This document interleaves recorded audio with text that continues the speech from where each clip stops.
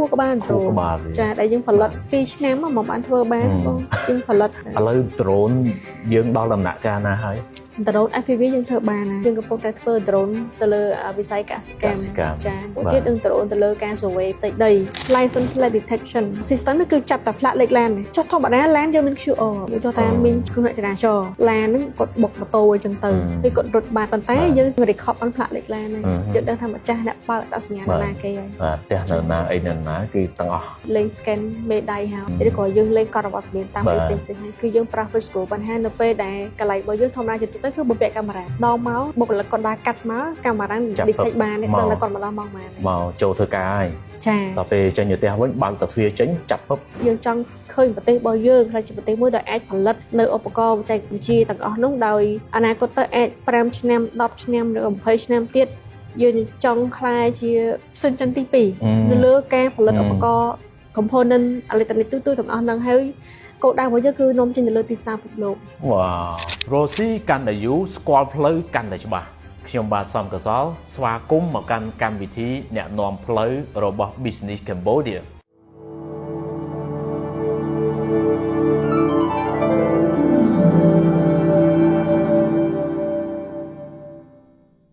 ឧបត្ថម្ភធំដោយ Biz Advisor គ្រប់គ្រងបញ្ជីចំណូលចំណាយគ្រប់គ្រងស្តុកទំនិញគ្រប់គ្រងការលក់បង្កើនចំណូលពង្រឹងស្តង់ដារអាជីវកម្មជាមួយនឹងបច្ចេកវិទ្យាទំនើបរបស់ Biz Advisor ទំនាក់ទំនងមកក្រុមការងារ Biz Advisor ឥឡូវនេះដើម្បីទទួលបានការពិគ្រោះយោបល់អំពីសុខភាពអាជីវកម្មរបស់លោកអ្នករសជាតិឆ្ងាញ់ញ៉ាំដោយមានទំនុកចិត្តម្សៅប្រហុកគីរុំមាន5រសជាតិស័ក្តិសមបំផុតសម្រាប់ម្ហូបអាស៊ីនិងម្ហូបអន្តរជាតិម្សៅប្រហុកគីរុំមោទនភាពផលិតផលខ្មែរគីណាកាប់ស៊ីលត្រូវបានផលិតឡើងតាមស្តង់ដារ GMP នៅក្នុងរោងចក្ររបស់យើងហើយការជឿជាក់មិនត្រឹមតែនៅកម្ពុជាទេប៉ុន្តែនៅជិត20ប្រទេសជុំវិញពិភពលោកគីណាកាប់ស៊ីលគឺជាជម្រើសរបស់ខ្ញុំសម្រាប់បំបត្តិរាល់ការឈឺចុកចាប់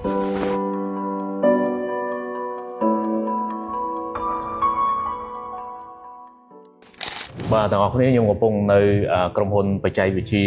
របស់ខ្មែរយើងដ៏ធំមួយបាទនៅភ្នំពេញហើយនៅទីនេះដោយទាំងអស់គ្នាបានមើលនេះគឺជា robot សត្វឆ្កែបាទហើយដែលបានអភិវឌ្ឍច្រើនឆ្នាំហើយជាស្នាដៃរបស់ខ្មែរយើងហើយនេះគ្រាន់តែជាផលិតផលមួយនៅក្នុងចំណោមផលិតផលជាច្រើនបាទដែល AI Farm បាទដែលឈ្មោះក្រុមហ៊ុនតលតែម្ដងបាទជាក្រុមហ៊ុនខ្មែរយើងដែលបានបង្កើតប្រហែលជា4ឆ្នាំហើយបាទអញ្ចឹងទេនាំទាំងអស់គ្នាមកមើលទីមើលថាតើនៅទីនេះមានស្នាដៃធំស្អីគេខ្លះបាទជំរាបសួរបងបាទចា៎មកដល់ពេលនេះ4ឆ្នាំហើយដែល AI បានឆ្នាំទី5ហើយបងបាទចា៎មានអ្វីដែលយើងធ្វើបានខ្លះនៅពីមុខខ្ញុំនេះយើងមាន robot មួយចាក់ស្ដែងក្រុមហ៊ុនរបស់យើងចូលឆ្នាំទី5ហើយក្បាល5ឆ្នាំហើយបងហើយយើងបង្កើតបានសមិទ្ធផលធំជាច្រើនដែលក្នុងហ្នឹងដែលបងបានឃើញហ្នឹងគឺជាប្រភេទ robot ឆ្កែតែប៉ុន្តែ robot នេះយើងធ្វើការសិក្សាសាជាហើយនឹងផលិតវាហ្នឹងចូល2ឆ្នាំជាងតែមកបានប៉ុណ្ណឹងហើយសប្តាហ៍ថ្ងៃយើងកំពុងតែធ្វើអាធំមួយទៀតដើម្បីមកធ្វើឲ្យ function របស់វានឹងកាន់តែល្អប្រសើរជាងមុនដែលយើងប្រើទៅលើវិស័យរករោគនិងវិស័យផ្សេងៗដែលអាស្រ័យទៅលើការ function របស់យើងណាបាទកាន់តែច្រើនហើយនឹង product មួយចំនួនតាក់ទងទៅនឹងវិស័យកសិកម្មបែបទំនើបកម្មដែលយើងធ្វើអីគេយើងធ្វើទៅលើប្រព័ន្ធស្រោចស្រពដំណាំស្វ័យប្រវត្តិ drone ចា drone មុខផ្សេងមួយទៀតវិស័យកសិកម្មដែលយើងធ្វើហ្នឹងគឺផលិតផលដែលយើងអាចធ្វើឲ្យគេហៅថាប្រព័ន្ធស្រោចស្រពដោយស្វ័យប្រវត្តិផ្ទះសំណាញ់ sensor បំពាក់ទៅលើដាក់ក្នុងទឹកដើម្បីកំណត់យកស្តង់ដារភាពនៅពេលព្រោះចកានៅពេលដែលយើងធ្វើអាវ៉ារីបកម្មខ្នាតធំអាហ្នឹងគឺហានិភ័យច្រើនដោយសារហេតុអីជួកាទឹកអាចស្អុយអាចរីងអាចក្តៅជ្រុលធ្វើឲ្យត្រីយើងងាប់មានជាតិពុលធ្វើឲ្យត្រីយើងងាប់អញ្ចឹងយើងមាន sensor មួយប្រភេទដែលចាំផ្ដល់ដំណឹងមកឲ្យយើងហៅថា sensor នៅពេលថាទឹកមានកម្រិតជាតិពុលប៉ុណ្ណាទឹកមានកម្ដៅប៉ុណ្ណាចាហើយវាដល់កម្រិតប៉ុណ្ណាដែលវាលោតគេហៅថាកម្រិតអាសន្ននៅក្នុងស្រះហ្នឹងដើម្បីជូនដំណឹងមកដល់ម្ចាស់កសិកររបស់យើងហ្នឹងដើម្បីគាត់អាចចុះទៅមើលការងារនៅបានទាន់ពេលវេលាហើយមានប្រព័ន្ធឲ្យចំណីស្វ័យប្រវត្តិទេមានអានឹងតាក់ទងនឹងផ្នែក robot ចាយើងអាចដាក់ឲ្យ ឧទាហរណ៍ថាក្នុងមួយថ្ងៃឲ្យចំណី3ដងបើមកពេលម្ដងដែលក្នុងម្ដងការរយៈពេលនៃការបាញចំណីនឹង30នាទីអញ្ចឹងដល់មកក៏វាអូតូបាញ វ៉ាវទំនើបមែនតើបាទហើយបងប្អូនកំពុងស្ដាប់នេះខ្ញុំជឿថាមានអ្នកចិញ្ចឹមត្រីច្រើនណាស់អញ្ចឹងទេទីនេះអាចនឹងជួយអ្នកទាំងអស់គ្នាដោះបញ្ហាទាំងទូសំចៃលើកម្លាំងពលកម្មច្រើនចាសំចៃកម្លាំងពលកម្មហានិភ័យកាត់បន្ថយថ្លៃចំណាយបាទចាហើយមកដល់ពេលនេះ AI Farm បានបង្កើតនៅបានផលិតវាបានចាផលិតវាបានហើយបានដាក់លក់ជូនអតិថិជនយើងអាចថាមួយសិតចឹងអស់ប្រហែលជាអាស្រ័យទៅលើទំហំដីនិងទំហំនៃការប្រើប្រាស់ជាក់ស្ដែងចាខ្ទង់ចាប់ពី$3,000ឡើងទៅអាចធ្វើបានហើយអូបាទដូចជាមិនសូវជាថ្លៃទេបាទតោះនេះជាផលិតផលដែលខ្មែរយើងបានបង្កើតបាទអញ្ចឹងយើងមាន robot យើងមានប្រព័ន្ធនៅក្នុងការគ្រប់គ្រងកសិដ្ឋានចាបាទអានឹងចិញ្ចឹមត្រីហើយជាចិញ្ចឹមអីផ្សេងទៀតក៏បានដែរគេហៅថាកសិកម្មបែបលើប្រកម្មចាទាំងចិញ្ចឹមបកងទាំងចិញ្ចឹមអីហ្នឹងគឺបានទាំងអស់បានឲ្យតែតកតូននឹងកសិកម្មវារីបកម្មយើងធ្វើបានបាទហើយមកដល់ពេលនេះគឺជាផលិតផលធំចាមាន drone អូខេតកតូននឹង drone ដែរឆ្នាំកន្លងទៅគឺយើងផលិតបាននៅ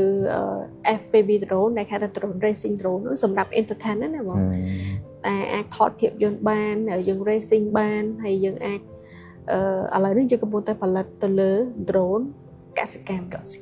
ស្រោចស្រពថ្នាំស្រោចស្រពជីឬក៏អីហ្នឹងដែលវាផ្ទុកបាន30លីត្របាទហើយនឹង drone ប្រភេទនេះគឺជាប្រភេទ drone survey ដែលយើងធ្វើទៅលើការ survey ផ្ទៃដីបាទចាយើងថតផ្ទៃដីរបស់យើងពីខាងលើមកបាទតែវាចាប់អាហ្នឹងចេះជា survey យ៉ាងម៉េចខ្លះអា survey ផ្ទៃដីទី1ចាប់យកទំហំផ្ទៃដីចាទំហំសន្តានរូបរាងរបស់ផ្ទៃដីបានចាសប្តាហ៍យើងកំពុងតែធ្វើទៅបាទអានេះគឺល្អសម្រាប់architect ហើយនិងស្ថាបត្យកម្មចា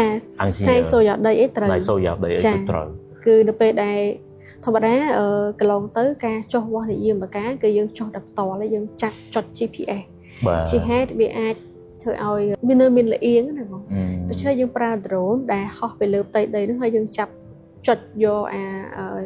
ពងនិយមការមួយទៅវាបានច្បាស់ជាងបាទងាយស្រួលជាងសូមសរសើរបាទតោះគ្នានេះជា CEO វ័យក្មេងបាទស្ត្រីហើយ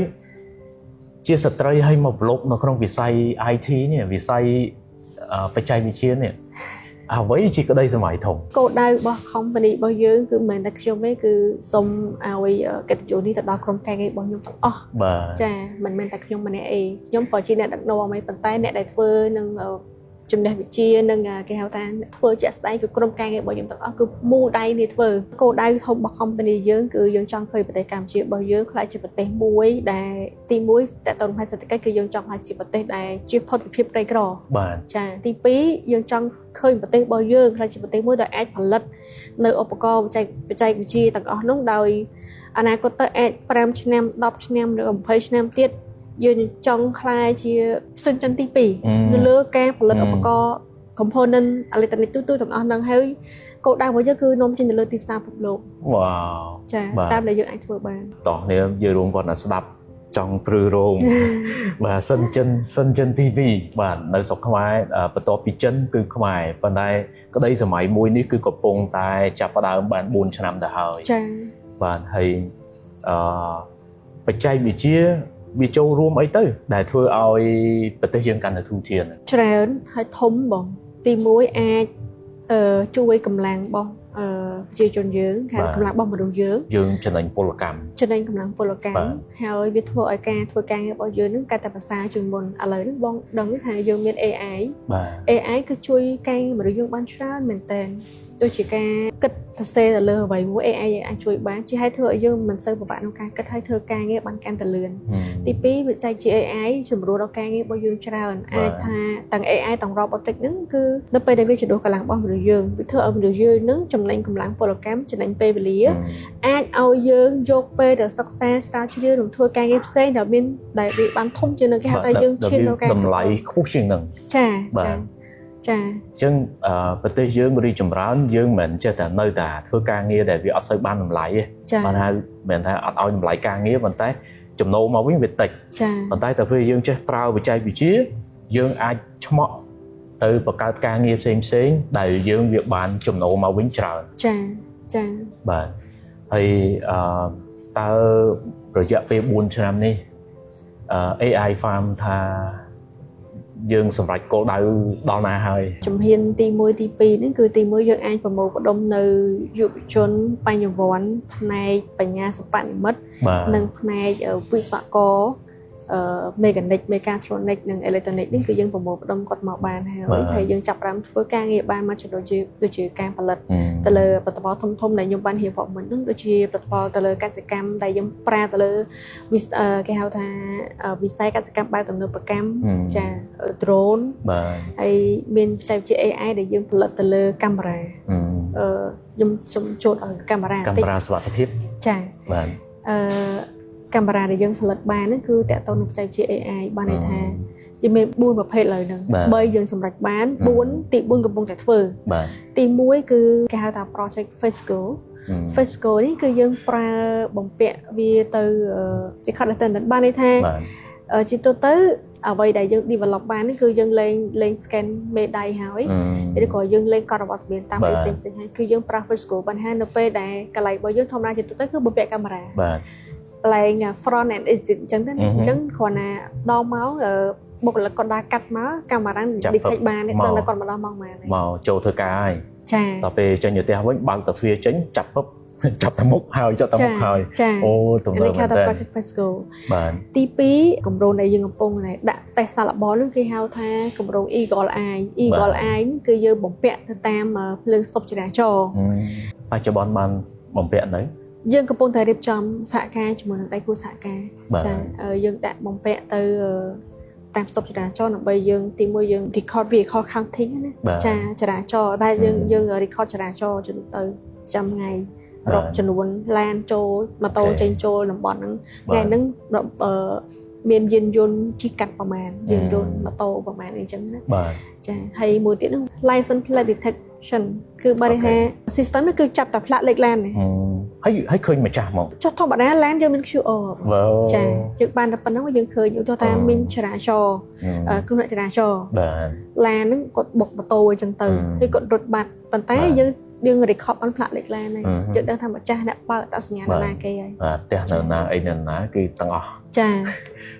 បាទតោះនេះបានស្ដាប់ហើយនិយាយរួមបច្ចេកវិទ្យាច្រើនណាមើលអង្គុយនិយាយក្នុងវីដេអូនេះអត់ទេបច្ចេកវិទ្យាច្រើនមែនតើតើជំហានទី1នេះគឺថាហេតុអីបានយើងអាចបន្ត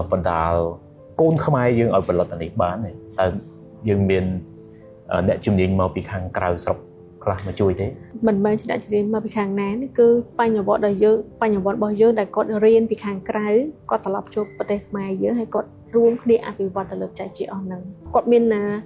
ទិសដៅដូចយើងដែរគឺគាត់ចង់ធ្វើម៉េចអភិវឌ្ឍប្រទេសយើងឲ្យឈានទៅផ្នែកបច្ចេកវិទ្យានោះបានមកកម្រិតទៀតសប្តាហ៍ថ្ងៃគាត់ជា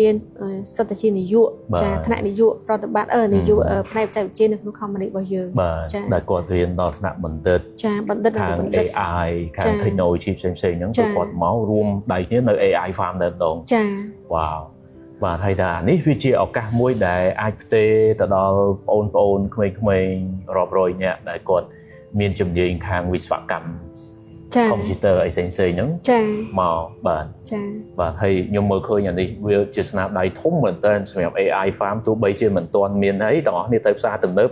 មិនផលិតហើយមិនក៏មិនលក់នៅផ្សារទំនើបយើងកំពុងតែឈានដល់ដំណាក់កាលមួយទៀតដែលធ្វើឲ្យ function វាកាន់តែល្អប្រ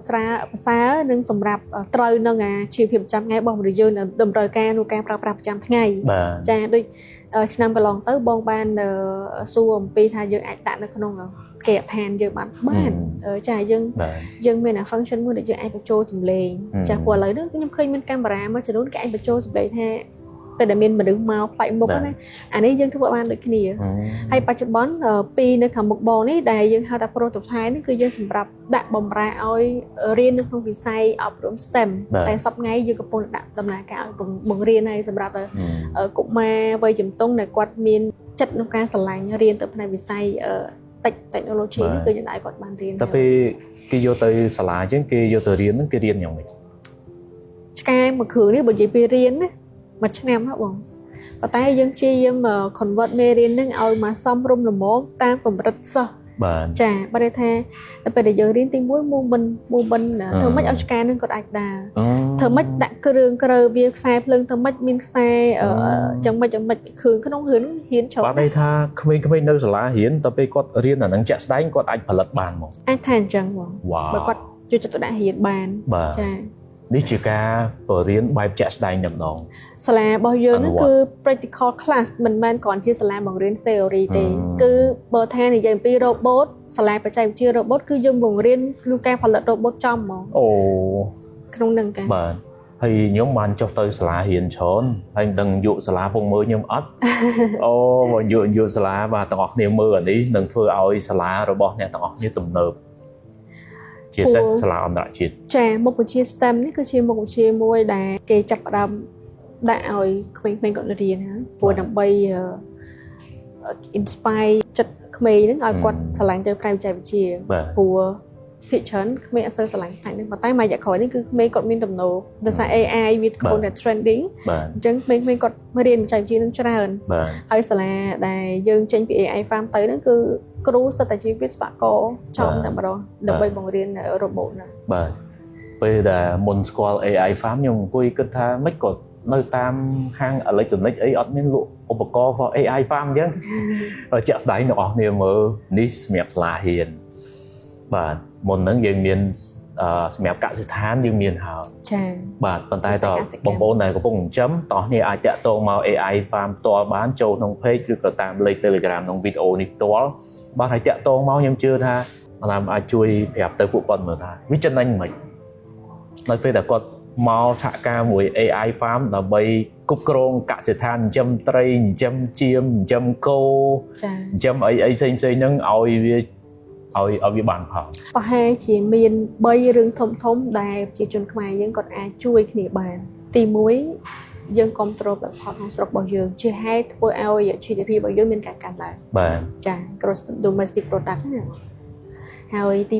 2នៅពេលដែលគាត់យកផលិតផលឬក៏សេវាកម្មរបស់យើងខ្លួនឯងនៅពេលដែលគេហៅថា service maintenance នៅពេលដែលមានបញ្ហាណាមួយគឺយើងមានក្រុមការងារជំនាញចុះទៅដោះស្រាយចាជួសជុលដោះស្រាយឲ្យបានទាន់ពេលវេលាទី3ដែលយើងហៅថាខ្មែរស្រឡាញ់ខ្មែរបើប្រការណាយើងអត់ជួយគ្រប់គ្រងខ្មែរយើងគ្នាឯងទេយើងអត់អាចទៅមុខបានទេ បាទ ខុសឬត្រូវតិចឬច្រើន កែគ្នា ចាយើងជួយគ្នាបន្តិចម្ដងព្រោះយើងត្រូវការជំហាននឹងដំណាក់កាលក្នុងការធ្វើយើងមិនអាចឡើងមកពុបយើងល្អបានភ្លាមដូចប្រទេសគេ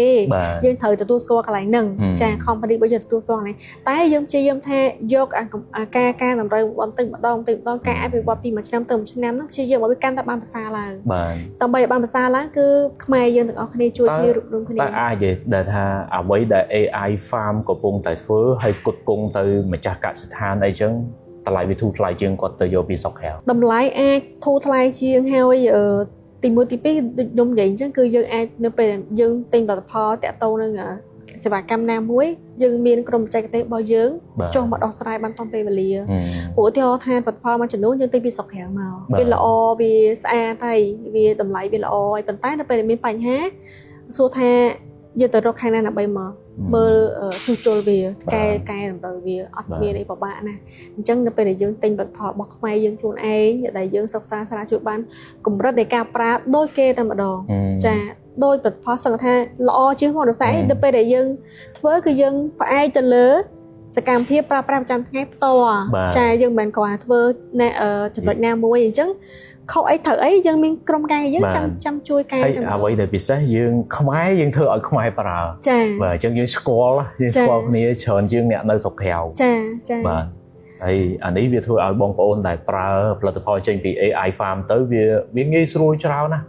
បាទហើយវាប្រើនោះវាចំតម្រូវការយើងហ្មងចាបាទហើយខ្ញុំចង់សួរបកមក AI farm វិញថាយើងមុខរបរ AI farm ខ្ញុំដើរច្រើនខេត្តក្រុងខ្ញុំឃើញមុខរបរនេះខុសគេហ្មងតើវាលំបាកខ្លាំងហី4ឆ្នាំនេះលំបាកខ្លាំងណាស់បងចាយើងឈាមទឹកភ្នែកស្រក់ដល់ដីច្រើនដងលំបាកខ្លាំងណាស់ព្រោះលំបាកវាមានច្រើនទី1នេះគឺការធ្ ធ្វើការងារនឹងចំតែម្ដងព្រោះយើងនៅពេលដែលយើងចង់បានអីមួយយើងត្រូវការសិក្សាស្រាវជ្រាវធ្វើឲ្យធ្វើទៀតក្រុមការយើងខ្លះសិតតែក្រុមដាច់យប់ដូចបងមានប្រសាសន៍អញ្ចឹងចាទី2តកតទៅនឹងការធ្វើនេះគឺយើងត្រូវការគ្រប់គ្រងមែនតើចាការគ្រប់គ្រងពីចារដ្ឋាភិបាលនិងគ្រប់គ្រងពីបណ្ដាដៃគូស្ថាប័នឯកជនស្ថាប័នរដ្ឋដៃគូវិនិយោគផ្សេងៗដែលគាត់ចូលរួមចំណែកនេះគឺត្រូវការការគ្រប់គ្រងពីគាត់ផងដែរចាចំណាយច្រើនចាតកតទៅនឹង investment គឺ4ឆ្នាំមកហ្នឹងគឺយើងធ្វើច្រើនមែនតើហើយទី3នេះគឺផ្ទាល់ខ្លួនខ្ញុំតែម្ដងហើយជាមួយនឹងស្វាមីដែលយើងជាអ្នកធ្វើការការងារនឹងឡើងហ្នឹងគឺយើងឆ្លងកាត់ការលំបាកច្រើនណាដែលយើងសង្ឃថាហើយមកចិត្តយើងរៀបរាប់អត់បានហើយអត់អស់ទៀតណាច្រើនណាស់ចាបាទអញ្ចឹងបាទតោះគ្នានិយាយរួមstart up មួយគឺវាត្រូវការពេលហើយមុខរបរដូច AI farm នេះសូម្បីតែទាំងអស់គ្នាស្ដាប់តាយីហោហ្នឹងមិនដឹងថា AI farm ហ្នឹង farm អីគេ farm អីគេហ្នឹងតោះគ្នាបានមើលវីដេអូហើយស្គាល់ AI farm កាន់តែច្បាស់ជាងមុនបាទហើយអាចជួបមួយ AI farm នៅថ្ងៃពីពណ៌ផ្ទាល់តែម្ដងបាទថ្ងៃទី7ទី8នៅផ្សារទំនើបជីម៉ុង Mega Mall យើងមានពីពណ៌បច្ចេកវិទ្យាហើយនឹងយានយន្តអូយតោះគ្នាទៅនឹងឃើញបច្ចេកវិទ្យាទំនើបហើយជាស្នាដៃរបស់ខ្មែរយើងមានច្រើននៅក្នុងហ្នឹងគឺ AI farm នឹងបង្ហាញអ្នកទាំងអស់គ្នាផ្ទាល់តែម្ដងបាទហើយខ្ញុំពិតជាចង់ឃើញខ្មែរយើងគ្រប់គ្រងខ្មែរយើងចា៎បាទហើយជាពិសេសដោយ AI farm គឺយើងធ្វើបានបាទហើយបងប្អូនដែលមិនទាន់ដែរបាននេះទេសូមទាំងអស់គ្នាមកបាទមក office របស់ AI farm ចូលទៅក្នុង page ទៅបាទនេះនៅ connection ចាអាគារ connection អាគារ connection នៅកោះពេជ្រផ្ទាល់តែម្ដងបាទអញ្ចឹងអាចមកហើយពិភាក្សាមួយអ្នកជំនាញទៅខ្ញុំគិតថាបើទាំងអស់គ្នានាំគ្នាប្រើបច្ចេកវិទ្យារបស់ខ្មែរយើងឲ្យកាន់តែច្រើនកម្លាំងចិត្តនៅក្នុងការផលិតគឺកាន់តែខ្លាំងហើយយើងធ្វើបានណាបាទយើងធ្វើបានអញ្ចឹងនៅតែអ្នកទាំងអស់គ្នានាំគ្នាប្រើឲ្យបានច្រើនអានេះជាការជួយគ្នាដើម្បីឲ្យយើងអភិវឌ្ឍនេះគឺជាមុខរបរមិនធម្មតាទេបាទចំនួនដូនតាយើងអត់មានទេមុខរបរនេះចាបាទជាថ្មីហ្មងហើយ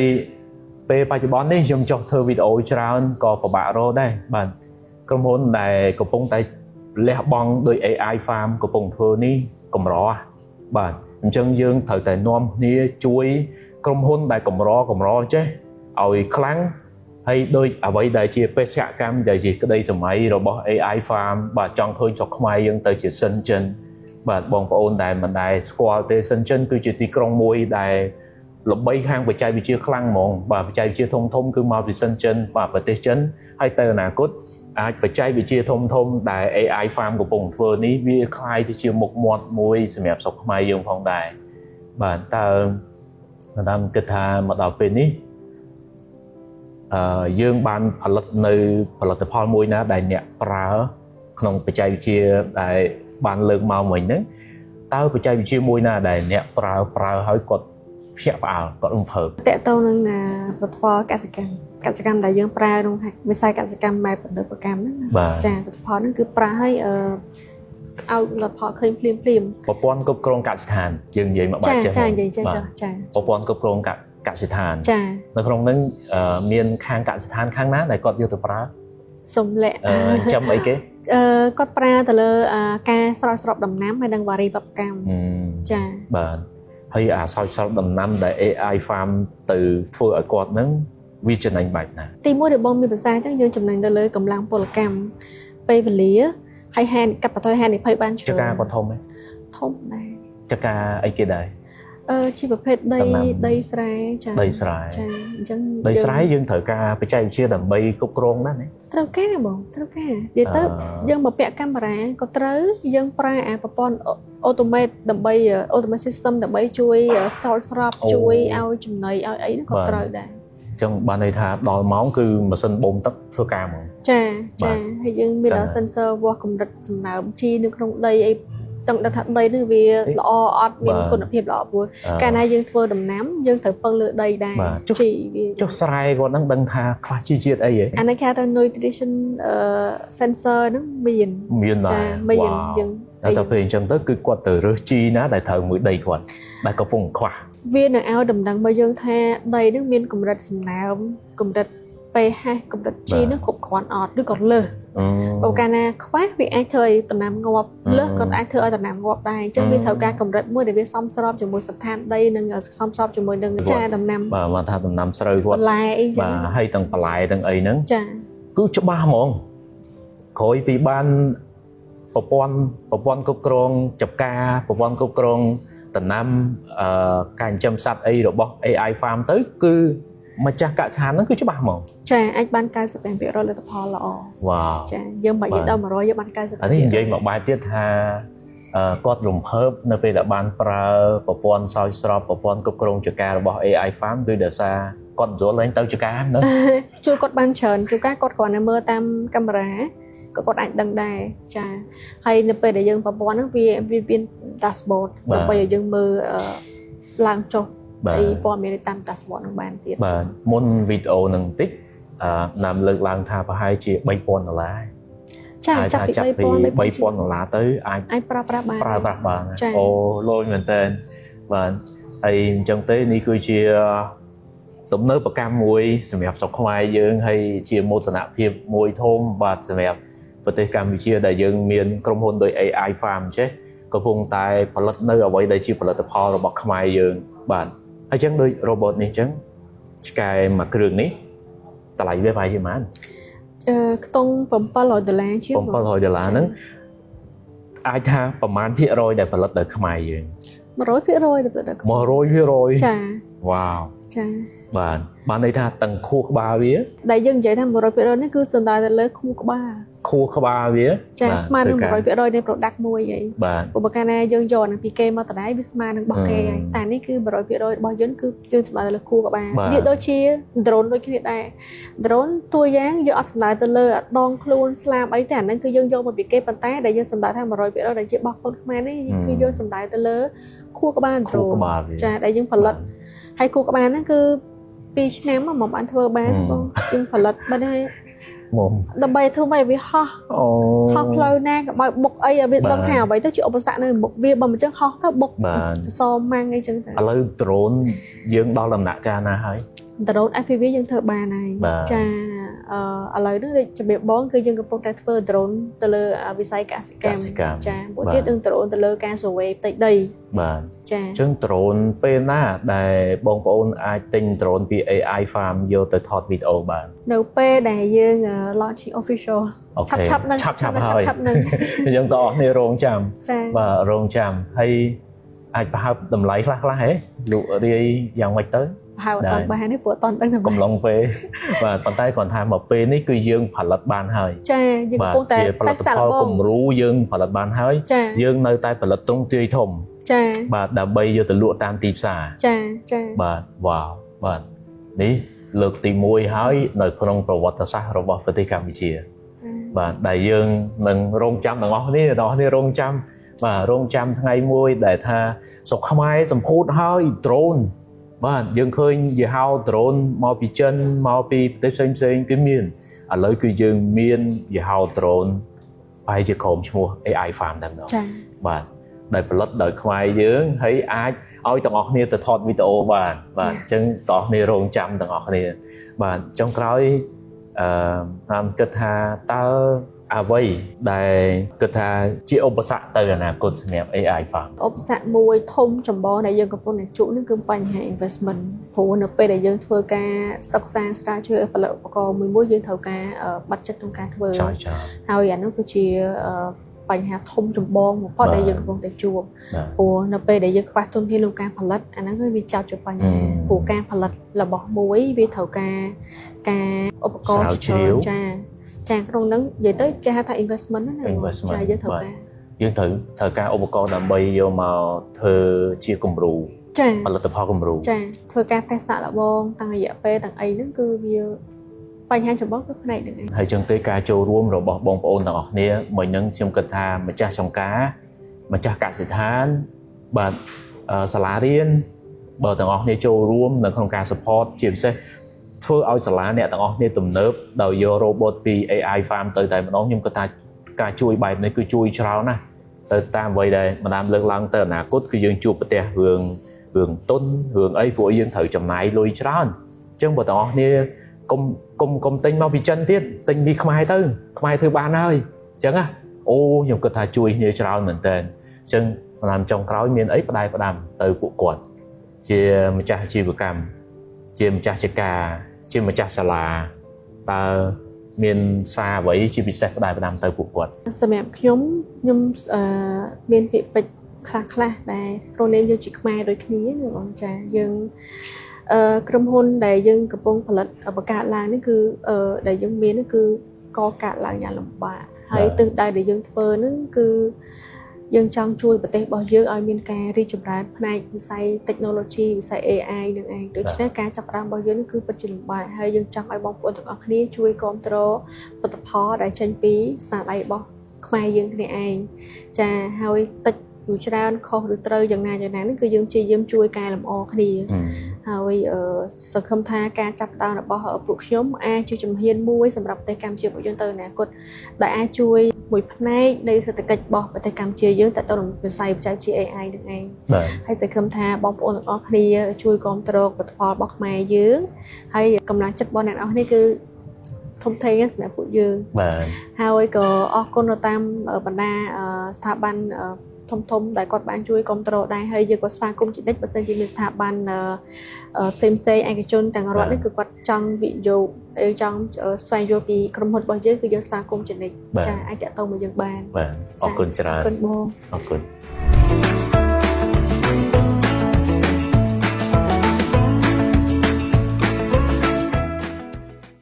ជាម្សៅប្រហុកដែលបានសំឡើងយ៉ាងសម្រិតសម្រាំងពីប្រហុកធម្មជាតិរបស់ខ្មែរយើង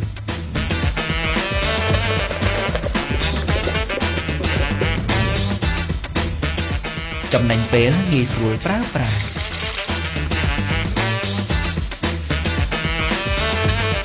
ធ្វើឲ្យមុខម្ហូបឈ្ងុយឆ្ងាញ់គ្រប់មុខទាំងម្ហូបខ្មែរនិងម្ហូបបរទេសម្សៅប្រហុកគីរុំគ្មានសារធាតុអេស្តាមីននិងសារធាតុមិនល្អផ្សេងទៀតរសជាតិឆ្ងាញ់ញ៉ាំដោយមានទំនុកចិត្តម្សៅប្រហុកគីរុំមាន5រសជាតិស័ក្តិសមបំផុតសម្រាប់ម្ហូបអាស៊ីនិងម្ហូបអន្តរជាតិម្សៅប្រហុកគីរុំមោទនភាពផលិតផលខ្មែរគីណាកាប់ស៊ីលត្រូវបានផលិតឡើងតាមស្តង់ដារ GMP នៅក្នុងរោងចក្ររបស់យើងហើយការជឿជាក់មិនត្រឹមតែនៅកម្ពុជាទេប៉ុន្តែនៅជិត20ប្រទេសជុំវិញពិភពលោកគីណាកាប់ស៊ីលគឺជាជម្រើសរបស់ខ្ញុំសម្រាប់បំបត្តិរាល់ការឈឺចុកចាប់